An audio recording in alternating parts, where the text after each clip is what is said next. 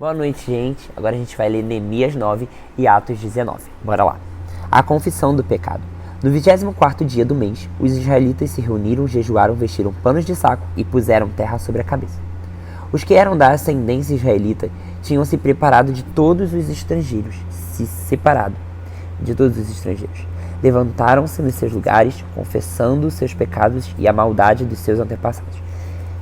Ficaram onde estavam e leram o livro da lei do Senhor, do seu Deus, durante 3 horas, e passaram outras 3 horas confessando seus pecados e adorando o Deus deles. Em pé, na plataforma, estavam os levitas, Jesua, Bani, Cadmiel, Sebanias, Buni, Serebias, Bani, Kenani, que em alta voz clamavam ao Senhor, o seu Deus. E os levitas, Jesua, Cadmiel, Bani, Rabinaceia, Serebias, Odi, Sebanias e Petaías conclamavam o povo dizendo: levantem-se e louvem o Senhor, o seu Deus, que vive para todo sempre. Bendito seja o seu nome glorioso. A tua grandeza está acima da expressão de louvor. Só tu és o Senhor. Fizestes os céus e os mais altos céus e tudo o que neles há, a terra e tudo o que nela existe, os mares e tudo o que neles existe. Tu deste vida a todos os seres e os exércitos dos céus te adoram. Tu és o Senhor, o Deus que escolheu Abraão, trouxe-o de Ur dos caldeus e o deu-lhe o nome de Abraão. Viste que o coração dele era fiel e fizeste com ele uma aliança, prometendo dar aos seus descendentes a terra de cananeus, dos hititas, dos amorreus, dos ferezeus, dos jebuseus, dos girgazeus. E cumpriste a tua promessa, porque tu és justo. Viste o sofrimento dos nossos antepassados no Egito e ouviste o clamor deles no Mar Vermelho. Fizeste sinais e maravilhas contra Faraó e todos os seus oficiais e contra todo o povo da sua terra, pois sabia de quanta arrogância os egípcios os tratavam. Alcançaste renome que permanece até hoje. Dividiste o mar diante deles para que atravessassem a seco, mas lançastes os teus perseguidores nas profundezas, como uma pedra em águas agitadas. Tu os conduziste de dia com uma nuvem e de noite com uma coluna de fogo para iluminar o caminho que tinham que percorrer. Tu desceste ao monte Sinai, dos céus lhes falaste, deste-lhes ordenanças justas, leis verdadeiras, decretos e mandamentos excelentes. Fizeste que conhecessem o teu sábado santo e lhes deste ordens, decretos e leis por meio de Moisés teu servo. Na fome lhe destes o pão do céu e na sede tiraste água da rocha. Mandaste ao entrar e tomar posse da terra sob juramento que tinha prometido dar-lhes. Mas os nossos antepassados tornaram-se arrogantes e obstinados. Não obedeceram os teus mandamentos. Eles se recusaram a ouvir-te e esqueceram-se dos milagres que realizaram entre eles. Tornaram-se obstinados e na sua rebeldia escolheram um líder a fim de voltar-se para uma escravidão. Mas tu és o Deus perdoador, um Deus bondoso, misericordioso, muito paciente e cheio de amor. Por isso, não os abandonaste, mesmo quando fundiram para si um ídolo em forma de bezerro e disseram: este é o seu Deus que os tirou do Egito. Ou quando proferiram blasfêmias terríveis. Foi por tua grande compaixão que não os abandonaste no deserto. De dia a nuvem não deixava que eles se perdessem, guiava eles no caminho. Nem de noite a coluna de fogo deixava de brilhar sobre o caminho que deveriam percorrer. Deste o teu bom espírito para instruí-los, não retiveste o teu maná que os alimentava e deste-lhes água para matar a sede.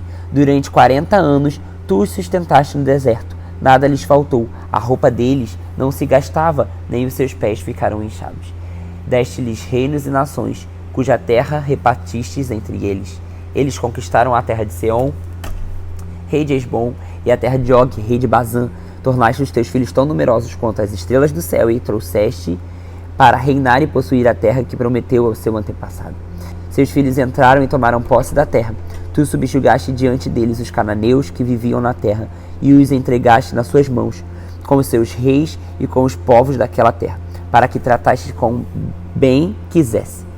Conquistaram cidades fortificadas e terra fértil. Apossaram-se de casas cheias de bens, poços já escavados, vinhas, olivais e muitas árvores frutíferas. Comeram até fartar-se e foram bem alimentados. Eles desfrutaram de grande bondade, mas foram desobedientes e se rebelaram contra ti.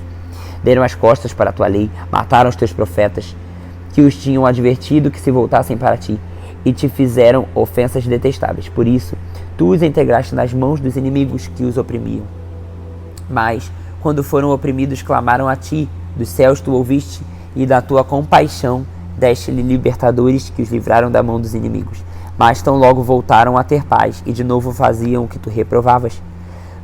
Então tu abandonavas nas mãos dos inimigos para que dominasse sobre eles, e quando novamente clamavam a ti do céu, tu ouvias, e na tua compaixão os livrava vez após vez. Tu os advertistes que voltassem à tua lei, mas eles se tornaram arrogantes e desobedeceram os teus mandamentos. Pecaram contra as tuas ordenanças, pelas quais os homens vivem. Tu os advertistes que voltassem à tua lei, mas eles se tornaram arrogantes e desobedeceram os teus mandamentos. Pecaram contra as tuas ordenanças, pelas quais os homens vivem se lhes obedece. Com teimosia deram-te as costas, tornaram-se obstinados e recusaram ouvir-te. E durante muitos anos foste paciente com eles. Por teu espírito, por meio dos teus profetas, os advertiste. Contudo, não lhe deram atenção, de modo que os entregastes nas mãos dos povos vizinhos. Graças, porém, à tua grande misericórdia não os destruíste, nem os abandonaste, pois és Deus bondoso e misericordioso. Agora, portanto, nosso Deus, ó Deus grande, poderoso e temível, fiel à tua aliança e misericordioso, não fiques indiferente a toda aflição que veio sobre nós, sobre os nossos reis e sobre os nossos líderes, sobre os nossos sacerdotes e sobre os nossos profetas, sobre os nossos antepassados e sobre o teu povo, desde os dias dos reis da Síria até hoje. Em tudo o que aconteceu, foste justo, agiste com lealdade, mesmo quando fomos infiéis. Nossos reis, nossos líderes, nossos sacerdotes, nossos antepassados não seguiram a tua lei. Não deram atenção aos teus mandamentos, nem às advertências que lhes fizeste. Mesmo quando estavam no reino deles, desfrutando da tua bondade grandiosa, na terra espaçosa e fértil que lhe deste. Eles não te serviram nem abandonaram os seus maus caminhos. Vê, porém, que hoje somos escravos na terra que destes aos nossos antepassados, para que usufruíssem do seu fruto e das suas boas coisas que ela produz. Por causa de nosso pecado, a sua grande produção pertence aos reis que puseste sobre nós. Eles dominam sobre nós e sobre os nossos rebanhos. Como bem lhe parece, é grande a nossa angústia. Em vista disso tudo, estamos fazendo um acordo por escrito e assinado por nossos líderes, nossos levitas e os nossos sacerdotes. Agora bora para Atos dos Apóstolos, capítulo 19, vai falar de Paulo em Éfeso. Enquanto Apolo estava em Corinto, Paulo, atravessando as regiões altas, chegou a Éfeso. Ali encontrou alguns discípulos e lhes perguntou: vocês receberam o Espírito Santo quando creram? Eles responderam: não, nem sequer ouvimos que existe o Espírito Santo. Então, que batismo vocês receberam? Perguntou Paulo. O batismo de João, respondeu eles. Disse Paulo: o batismo de João foi um batismo de arrependimento. Ele dizia ao povo que cresce naquele que viria depois dele, isso é, em Jesus. Ouvindo isso, eles foram batizados em nome do Senhor Jesus. Quando Paulo lhes impôs as mãos, veio sobre eles o Espírito e começaram a falar em línguas e a profetizar. Eram todos uns 12 homens. Paulo entrou na sinagoga e ali, com liberdade durante 3 meses, argumentou convincentemente acerca do reino de Deus. Mas alguns deles se endureceram e se recusaram a crer e começaram a falar mal do caminho diante da multidão. Como eu disse, caminho é como era chamada a igreja antigamente. Paulo então afastou-se deles. Tomando consigo os discípulos, passou a ensinar diariamente na escola de Tirano. Isso continuou por 2 anos, de forma que todos os judeus e gregos que viviam na província da Ásia ouviram a palavra do Senhor. Deus fazia milagres extraordinários por meio de Paulo, de modo que até lenços e aventais que Paulo usava eram levados e colocados sobre os enfermos. Estes eram curados das suas doenças, e os espíritos saíam deles. Alguns judeus que andavam expulsando espíritos malignos tentando invocar o nome do Senhor sobre os endemoniados disseram: em nome de Jesus, a quem Paulo prega, eu ordeno que saiam. Os que estavam fazendo isso eram 7 filhos de Seva, um dos chefes dos sacerdotes judeus. Um dia o espírito maligno respondeu: Jesus eu conheço, Paulo eu sei quem é, mas vocês quem são? Então o endemoniado saltou sobre eles e os dominou, espancando-os com tamanha violência que eles fugiram para casa nus e feridos. Quando isso se tornou conhecido de todos os judeus e gregos que viviam em Éfeso, todos eles foram tomados de temor e o nome de Jesus era engrandecido. Muitos dos que creram viram vinham e confessavam e declaravam abertamente suas más obras. Grande número dos que tinham praticado o ocultismo reuniram seus livros e queimaram publicamente, calculando o valor que chegou a 50.000 dracmas. Daquela maneira, a palavra do Senhor se difundia e se fortalecia. Depois dessas coisas, Paulo decidiu no espírito ir a Jerusalém, passando pela Macedônia e pela Cássia. Ele dizia: depois de haver estado ali, é necessário também que eu vá visitar Roma.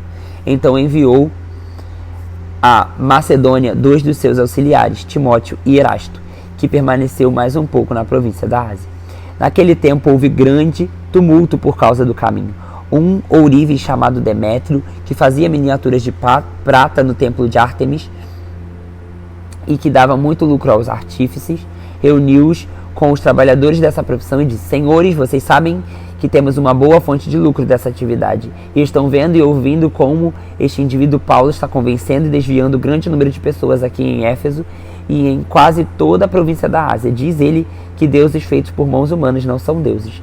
Não somente há o perigo de nossa profissão perder a sua reputação, mas também do templo da grande deusa Ártemis cair em descrédito e a da própria deusa adorada em toda a província da Ásia, em todo o mundo, ser destituída de sua majestade divina.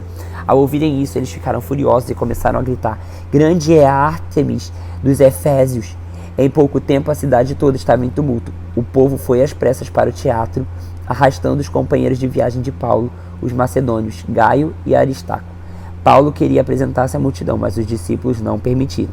Alguns amigos de Paulo, dentre as autoridades da província, chegaram a mandar-lhe um recado, pedindo que não fosse se arriscar indo ao teatro. A assembleia estava uma confusão. Uns gritavam uma coisa, outros gritavam outra. A maior parte do povo nem sabia por que estava ali. Alguns da multidão julgaram que Alexandre era a causa do tumulto. Quando os judeus o empurraram para a frente, ele fez sinal pedindo silêncio, com a intenção de fazer a sua defesa diante do povo.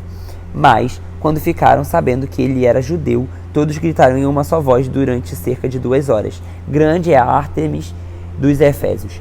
O escrivão da cidade acalmou a multidão e disse: Efésios, quem não sabe que a cidade de Éfeso é a guardiã do templo da grande Ártemis e da sua imagem que caiu do céu?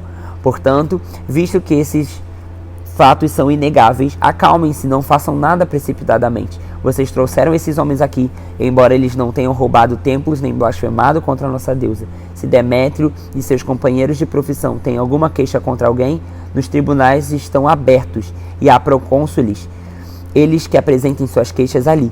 Se há mais alguma coisa que vocês querem apresentar, isso será decidido em assembleia conforme a lei. De maneira como está, corremos o perigo de sermos acusados de perturbar a ordem pública por causa dos acontecimentos de hoje. Nesse caso, não seríamos capazes de justificar esse tumulto, visto que não há razão para tal. E tendo dito isso, encerrou-se a assembleia. E é isso, gente. Amanhã nos vemos para mais uma leitura da nossa leitura diária bíblica anual.